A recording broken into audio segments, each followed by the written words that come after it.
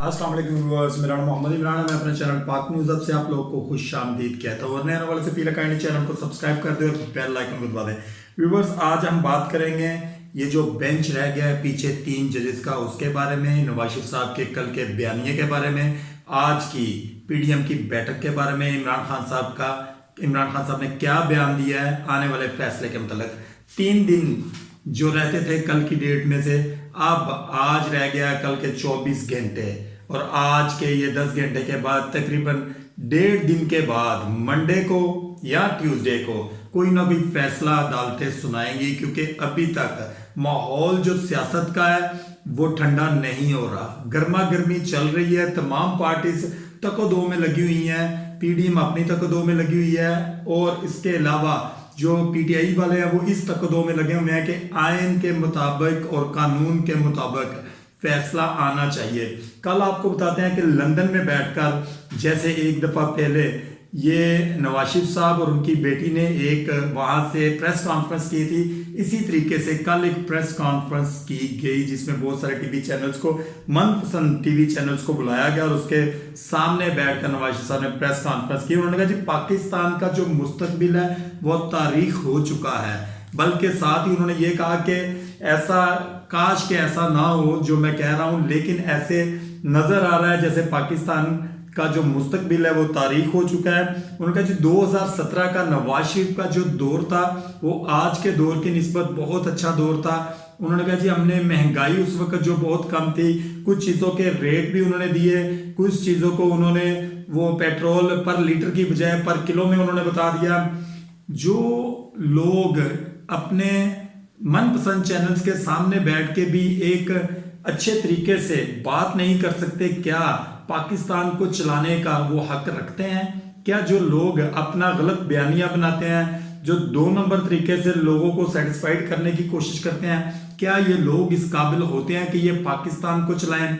उन्होंने बहुत सारी चीज़ों को गिनवाया, फिर 2017 की खुशहाली बताई, उन्होंने अपने रिजर्व्स बताए, पाकिस्तान के रिजर्व्स बताए, बल्कि उन्होंने पाकिस्तान के क्या अपने ही रिजर्व्स बताए। उन्होंने कहा जी लोगों को आंखें खोलें, इमरान खान साहब को देखें, ये आप लोगों को गलत साइड पर लेके जा रहे हैं। नवाज शरीफ साहब का ये कहना था, जबकि अवाम ये बात बाखूबी जानती है कि कौन पाकिस्तान के हक में खड़ा है और कौन पाकिस्तान के खिलाफ खड़ा है।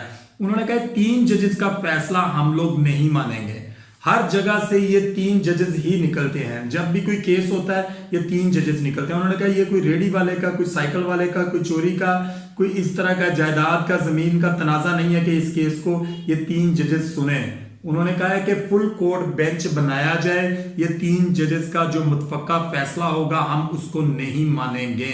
नवाज साहब ने 2 टोक लफ्जों में ये बात कल प्रेस कॉन्फ्रेंस में कही। एक फैसला अभी आया ही नहीं है तो इन लोगों ने पहले ही उसे मानने से इनकार कर दिया। दूसरी जानब आज एक बहुत बड़ी बैठक हुई पीडीएम की, जिसमें पीडीएम की तमाम तर्जमातों ने हिस्सा लिया और नवाज शरीफ साहब ने भी वीडियो लिंक के जरिए उसका हिस्सा बने। इनका तमाम तर पीडीएम की जमातों का एक मुतफक्का आज इलामिया जारी किया गया। उन्होंने कहा जी हम किसी भी ऐसे फैसले को नहीं मानेंगे जो हमारे खिलाफ आएगा, यानी कि वो अपना ही एक बेंच बनवाना चाहते हैं जो तमाम तर जजेस उनके हक में हो और फैसला भी उनके हक में करें, तो फिर वो ये फैसला मानेंगे। ये कैसे पॉसिबल है कि एक फैसला 2 दिन के बाद आना है, किसी को ये पता नहीं है वो फैसला क्या आएगा। आप उससे पहले ही कि वो जजेस जो उस बेंच का हिस्सा है, आप उनको इतना प्रेशराइज करें कि वो अपना फैसला चेंज करने के बारे में सोचना शुरू कर दें। यहाँ पे सवाल यह बनता है कि अल्लाह ताला ने एक हक जजिस को दिया है कि सही फैसला कानून और आयन और कुरान और सुन्नत के मुताबिक फैसला करने का। अगर हमारा आयन किसी किस्म की तरमीम को इस वक्त एक्सेप्ट नहीं करता कि आप कोई भी तरमीम करें और इलेक्शन को आगे लेके जाएं, या कोई ऐसी तरमीम करें कि 100 मोटो एक्शन लेने वाले जो चीफ जस्टिस ऑफ पाकिस्तान है उनके ऊपर आप एलिगेशंस लगाना शुरू कर दें। दूसरी जानब आपको ये बताते हैं कि आज इन्होंने ये किया है कि मौलाना फजल रहमान साहब ये कह रहे हैं कि चंद जजेस इमरान खान साहब को रिलीफ देना चाहते हैं। उन्होंने कहा है ये 3 जजेस ही क्यों, जो जो इस बेंच में इस केस की सुनवाई करें।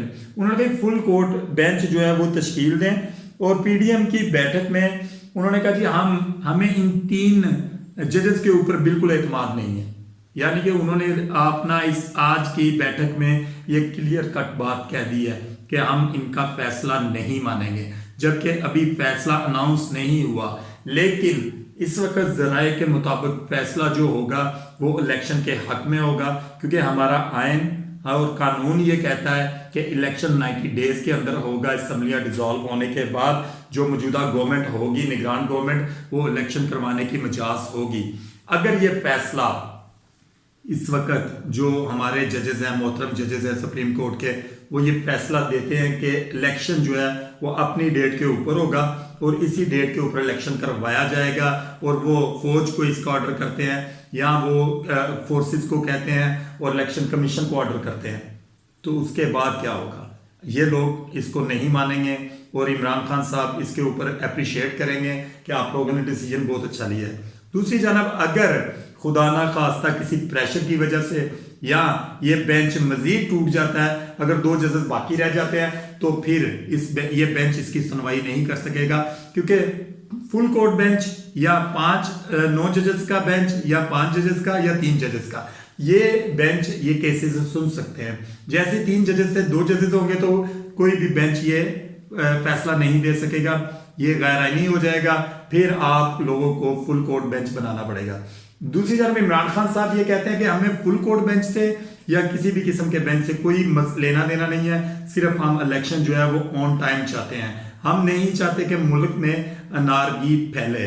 जिस तरह के बयानात कल नवाज शरीफ साहब ने दिए, जिस तरह के बयानात आज पीडीएम ने दिए, जिस तरह ये एग्री नहीं है इस चीज के ऊपर कि ये इनको एतमाद है इन 3 जजेस के ऊपर, तो आने वाले जो दिन हैं वो पाकिस्तान में बहुत ज्यादा गंभीर होने वाले हैं। यहाँ पे इमरान खान साहब ने भी आज एक धमकी दी है। उन्होंने कहा जी अगर फैसला कानून और आइन के मुताबिक ना हुआ तो पूरी पाकिस्तानी अवाम सड़कों पर होगी। दूसरी जानब कल नवाज शरीफ साहब ने भी अवाम को बाहर निकलने के लिए कहा है। खुद पाकिस्तान नहीं आ रहे लेकिन कह रहे हैं कि अवाम बाहर निकलें। आप पाकिस्तान तशरीफ लेकर आए, अपने केसेस का सामना करें और अपने केसेस का सामना करने के बाद इलेक्शन जबकि आप इलेक्शन लड़ नहीं सकते, लेकिन ये सारी तरमीम तमाम तर लोग ये बात बखूबी जानते हैं कि आपके लिए दी जा रही है, लेवल प्लेइंग फील्ड के लिए दी जा रही है, ताकि आपके लिए आसानी पैदा की जाए और आप पाकिस्तान वापस आ सकें। आप उससे पहले सुप्रीम कोर्ट को कंट्रोल करना चाहते हैं ताकि कोई भी आपके ऊपर सो मोटो एक्शन ना ले सके। आपको ये बात बताएं कि अगर हम लोग अदालतों को इस तरीके से कवर करने की कोशिश करेंगे, उनके ऊपर दबाव और प्रेशर बढ़ाने की कोशिश करेंगे, तो उस सूरत में अदालतें अपना फैसला सही तरीके से नहीं कर सकेंगी और मुल्क में इंतशार फैलने के चांसेस होंगे।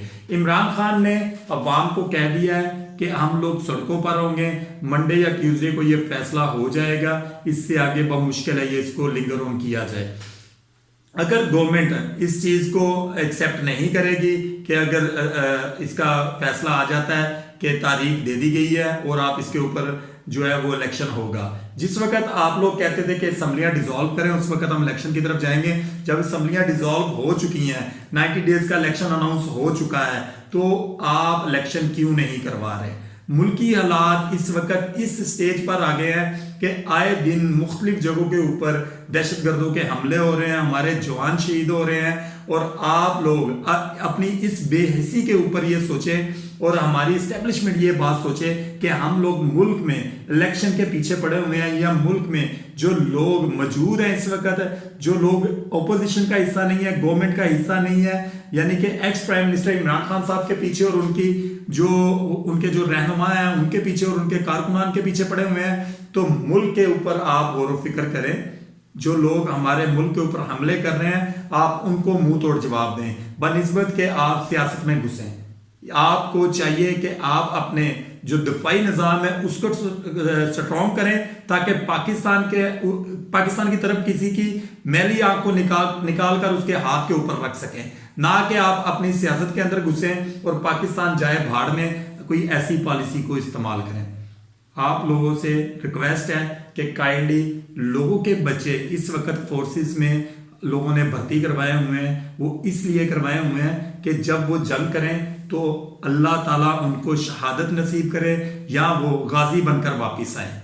ये अपने बच्चों को लोग इसलिए भेजते हैं, ना कि इसलिए भेजते हैं कि आप लोग सियासत में घुसे रहें और हमारे बच्चे जो मुल्क के अंदर दहशतगर्दी होती है उनकी बेन चढ़ जाए। ऐसा नहीं होना चाहिए। आप लोगों को चाहिए कि मुल्क की माशियत को मद्देनजर रखते हुए मुल्क में फिल फॉर इलेक्शन करवाए जाएं, और अगर फिल फॉर इलेक्शन हो जाते हैं तो मुल्क मुस्तहकम हो सकता है। नवाज शरीफ साहब ने एक और भी बात की थी, उन्होंने कहा जी डॉलर 500 रुपए पे चला जाएगा अगर फैसला हमारे खिलाफ आया।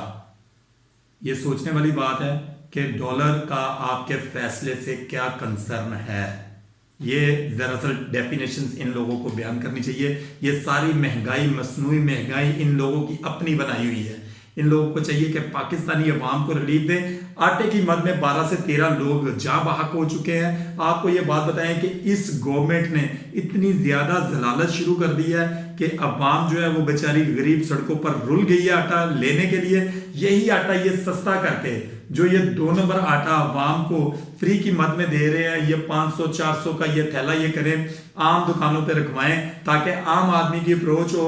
जो बंदा पूरा दिन ज़ाया करके आटे की लाइनों में लगता है आटा लेने के लिए, वो अपनी मजदूरी करे और अगर एक 500 का थोड़ा वो ले लेगा तो उसका वो 1 वीक गुजर जाएगा या 4-5 दिन गुजर जाएंगे।